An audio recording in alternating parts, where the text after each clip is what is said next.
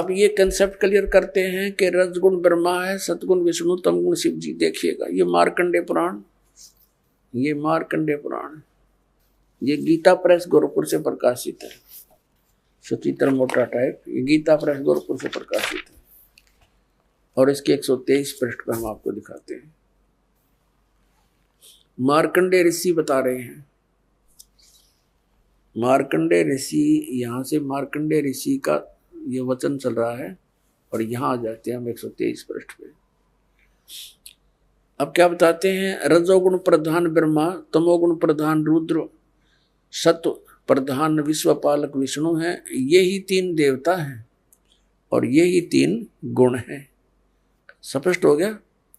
रजगुण ब्रह्मा, सतगुण विष्णु, तमगुण शिव जी, यही तीनों देवता हैं और यही तीन गुण, तीनों देवता कहो या तीन गुण कहो, एक बात है। और कति कंसेप्ट क्लियर करते हैं। देवी भागवत के अंदर संस्कृत भी साथ है। अब हम संस्कृत भी पढ़ लेंगे, कोई बड़ी बात नहीं है। अथ श्रीमद देवी भागवत सभाष्टिकम समात्यम, खेमरा श्री कृष्ण दास प्रकाशन, मुंबई से ये छप। इसके तीसरे स्कंद के 11वें पृष्ठ पे ये तीसरा स्कंद है। अथ श्री मद देवी भागवते भाषा टीका युक्ते तृतीय स्कंद प्रारंभते। ये तीसरा स्कंद प्रारंभ होता है संस्कृत सहित और टीका सहित है। इसका ये प्रश्न नंबर 11 है। और ये देखिएगा इसका अध्याय नंबर 5 है, ये अध्याय 5 और इसके 8वां श्लोक पढ़ेंगे 5वें अध्याय का, तीसरे स्कंद का।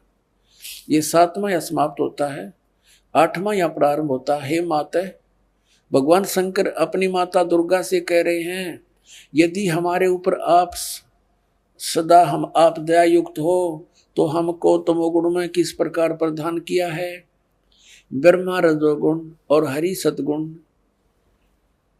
युक्त किए हैं, क्यों किए हैं। अब हम संस्कृत भी पढ़ेंगे, देखिएगा। ये 7वां समाप्त हुआ, 8वां श्लोक प्रारंभ होता है। यदि दया धर्मना न सदाम्बी के कथम अहम विहित। शंकर भगवान कहते हैं कथम अहम, मैं बना दिया, विहित अंबिके माने माता,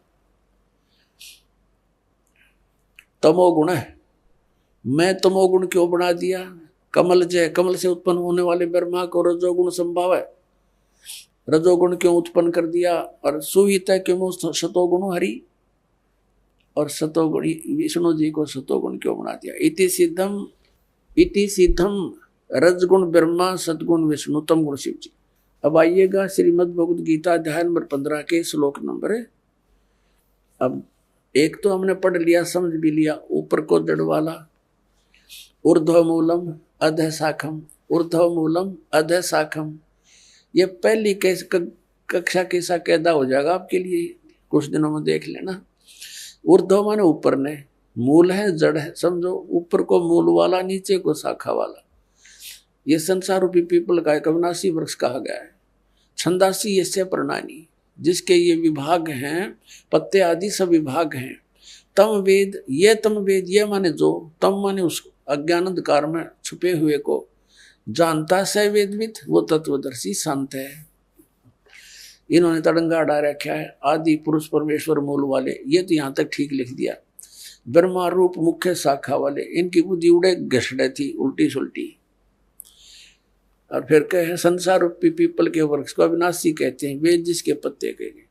और उस संसार रूपी वृक्ष को जो पुरुष मूल सहित यानी जड़ सहित जानता है, जड़ से लेकर पत्तों तक जानता है, तत्व से जानता है, स वेदविद, वह वेद के तात्पर्य को जानने वाला है। अब देखना, अब इस संसार रूपी वृक्ष के क्या बताया है कि उस संसार रूपी वृक्ष की तीनों गुण रूपी ये अनुवाद गलत कर रहे हैं। विषय पर वाला शाखा, विषय विकारों वाली ये शाखा, रजगुण ब्रह्मा सतगुण विष्णु तमगुण शिव जी, तीनों गुण रजगुण ब्रह्मा सतगुण विष्णु तमगुण शिव जी रूपी शाखाएं नीचे और ऊपर फैली हुई है। और मनुष्य लोक में कर्मानुसार यही हमें यहाँ पर फंसा कर रखते हैं, बांध कर रखते हैं, ये ऊपर नीचे व्याप्त है।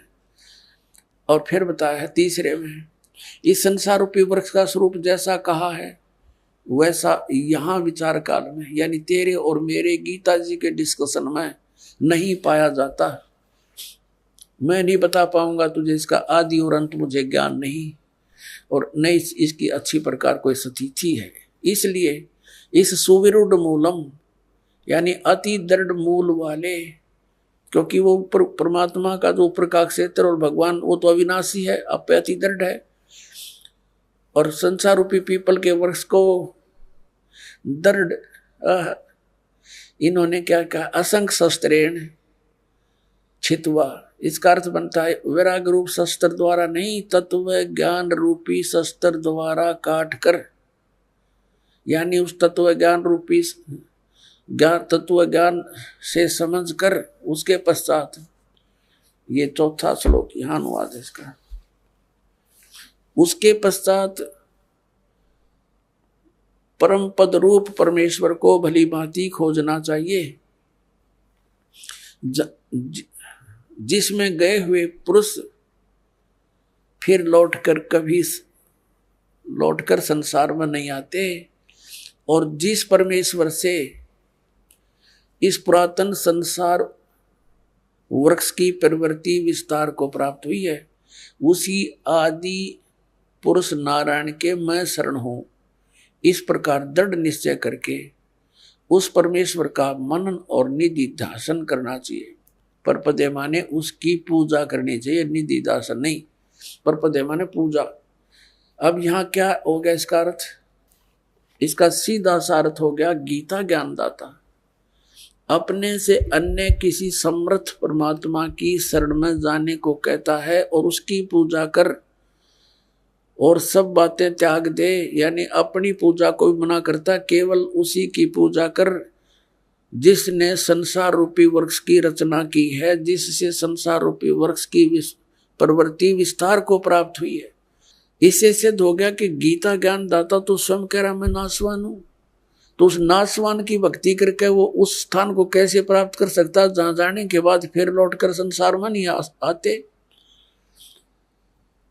तो इससे सिद्ध हो गया कि गीता ज्ञान दाता से कोई अन्य परमात्मा है और उसकी साधना करने से ही